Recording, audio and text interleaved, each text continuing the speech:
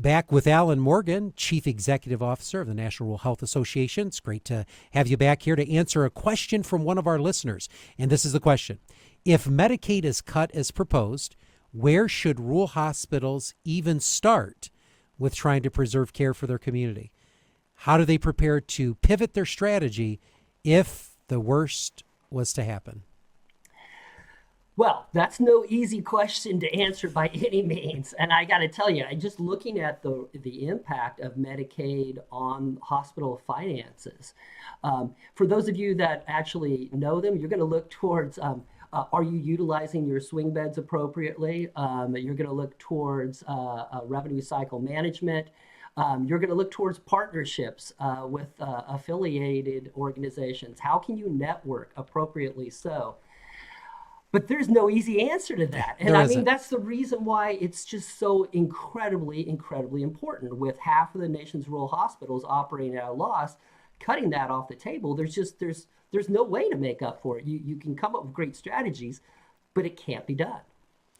Alan, there's no way to grow our way to that success. You can't have a growth strategy, right? And unfortunately, we've often said in this industry, you can't cut your way to success either.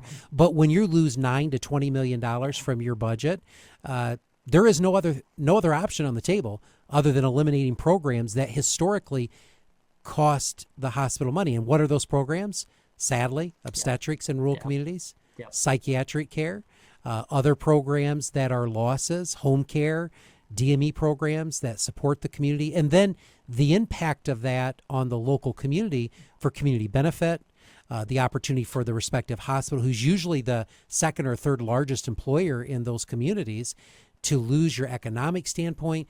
Alan, there is so much at stake with this. It goes far beyond just the patient that has a Medicaid card not having access. It's far greater. It's about the economies of those communities. It's about the closure of those programs and or closure of those hospitals, which results in very bad care, poor healthcare outcomes for the communities.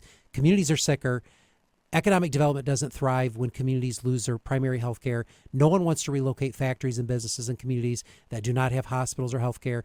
And the downward spiral for any community is destruction. And that's on the good note. Yeah. Sadly. So thank you for joining us again. Thank you for answering the question. Hopefully we can avoid that question, right? Absolutely. Into the future. Absolutely. Thank you. Thanks for joining us.